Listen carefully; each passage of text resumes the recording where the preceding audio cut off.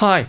So there are many Fairchild plugins out there and new ones are still released regularly, like the one by KITPlugins recently. Now I myself, I have used a Fairchild plugin on pretty much every mix on the drum bus, and I'm always wondering whether I should maybe switch to a newer one because it's better. So I decided to put this to the test and decided to compare some of the most popular Fairchild plugins on the drum bus and some other instruments. So if you've ever used a Fairchild plugin or wonder whether you should, let's find out the differences.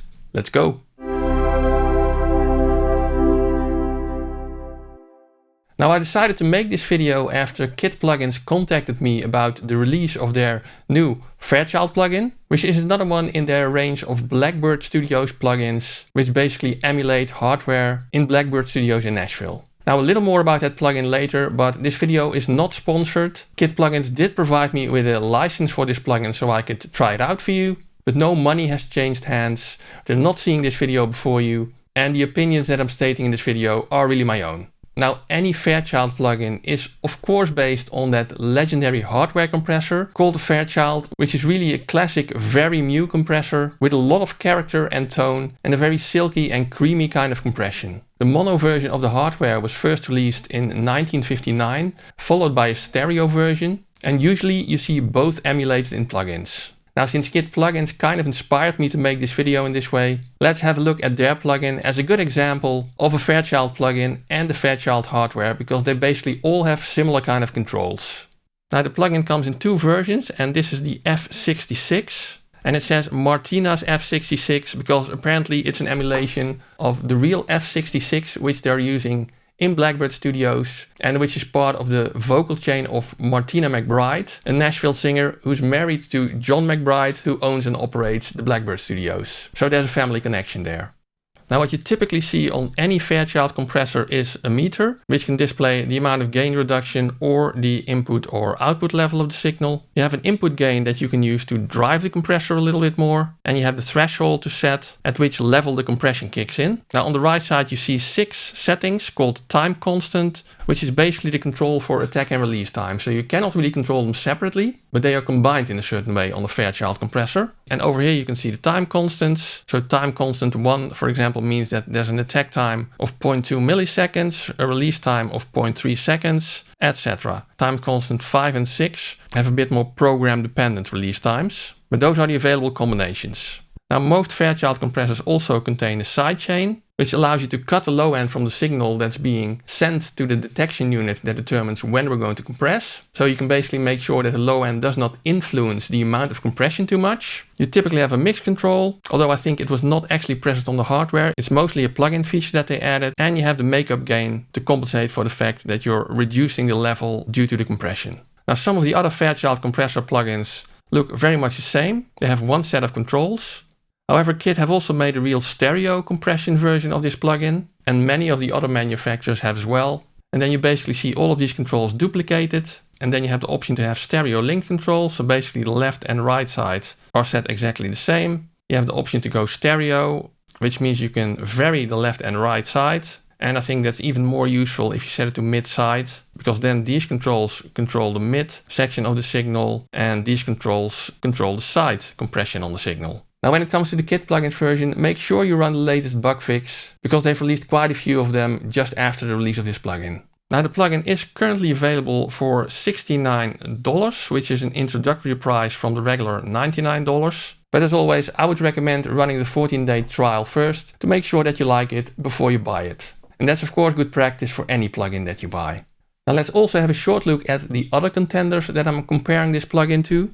One of them is the UAD, in this case also shown as the stereo version, the 670, but on some mono sources I'm also trying the 660, and you see very similar controls as you saw on the Fairchild from KITPlugins. Another one is the Wave Puig Child from the Jack Joseph Puig collection. Again, very similar controls, input gain, threshold, 1 of 6 time constants, and an output gain, and the ability to link the two channels, separately control the left and right channel in stereo, and separately control mid and side channel, which is called lateral and vertical in this case.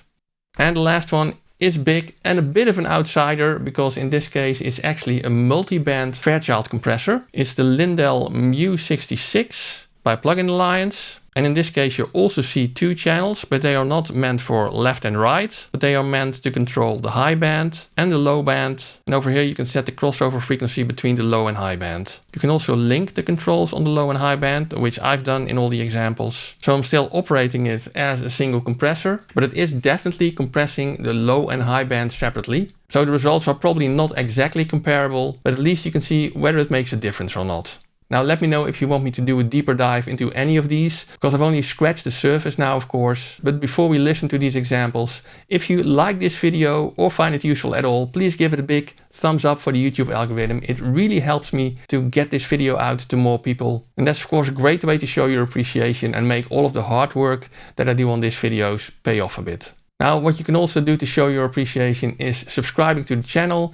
And if you click the little bell icon, you will also get notified when I release another video. Or you can also consider using the virtual tip jar called the Super Thanks button below the video. And finally, if you intend to buy anything at one of these shops, if you click the affiliate link in the description first to one of these stores, I'll get a small commission on anything you purchase at these stores, which is very, very much appreciated. Well, let's have a listen to all of these Fairchilds. Oh, and before I forget, all the sound examples in this video are downloadable with the link in the description, so you can check them out in much more detail and really scrutinize them in your own DAW. But let's start with a comparison on the drum bus. And the drums that I'm using in this example are actually from another KITPlugins plugin called Contenders drums. And I'm using their raw preset to get minimal processing on these drums. Also the mixer, you can see that all processing is disabled. So you can hear exactly what a Fairchild compressor can add to this pretty raw drum sound. So these are the drums without any compression.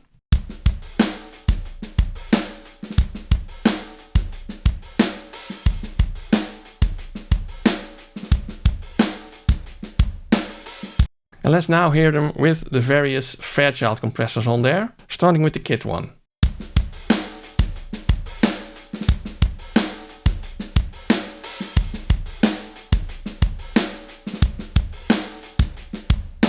Yeah, so you can immediately hear that it adds tightness and color and character, which you can especially hear if I disable the compressor.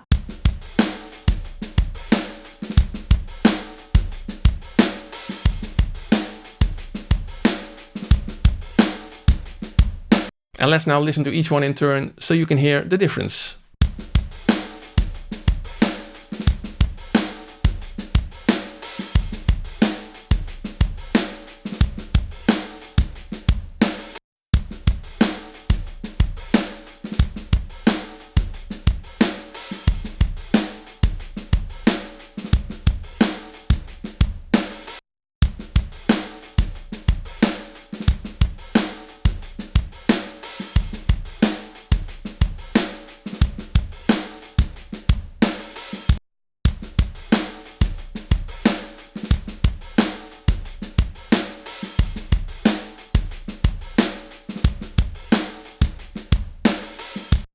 Yeah, so let me switch them a little bit quicker so you can maybe hear the difference a bit more clearly.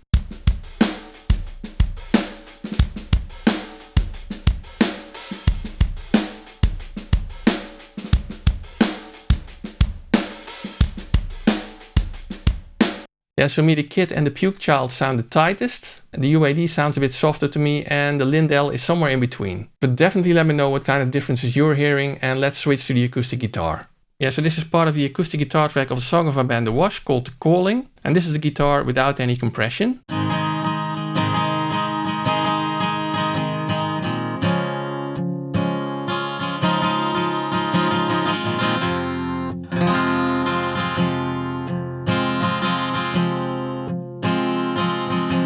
Now this is the sound with the BB F66, and I'll switch it in and out a couple of times so you can hear the difference.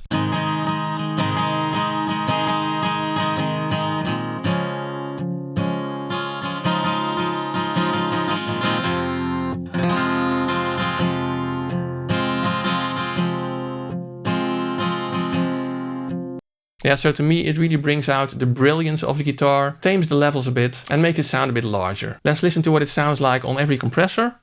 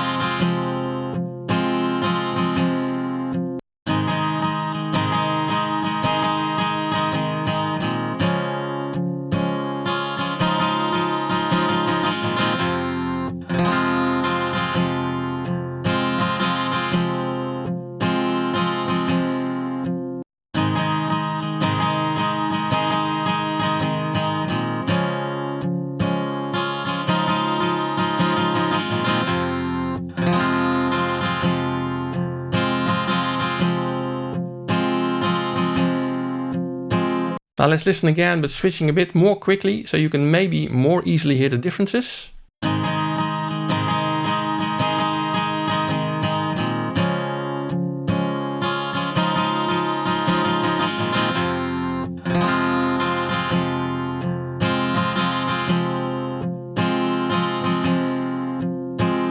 Yeah, to me, very similar differences as on the drums. I would say that the Lindell sounds most open here, probably also because the low and mid band are compressing separately, so they're not all dug down at the same time. But again, let me know how you're hearing this. Let's move on to a vocal. And let's immediately listen to the vocal with and without the BB F66 on there. So you can hear what a Fairchild is doing to this vocal. You should run, run, run, all is said and done. Mama, please don't cry, he'll come back at night. You should run, run, run, all is said and done. I don't forget you, you will be the one. Now this raw vocal sample clearly still needs some de-essing, but maybe it's a good way to check how the various Fairchild compressors deal with these kinds of S's.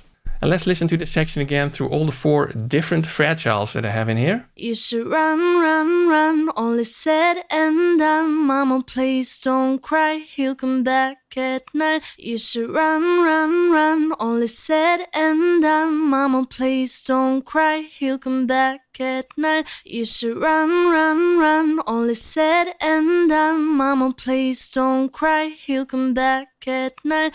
You should run, run, run, all is said and done. Mama, please don't cry, he'll come back at night. So I compressed the vocals a bit more as the other tracks. What do you think? Do you like either one better? Can you hear the difference? Let me know in the comments.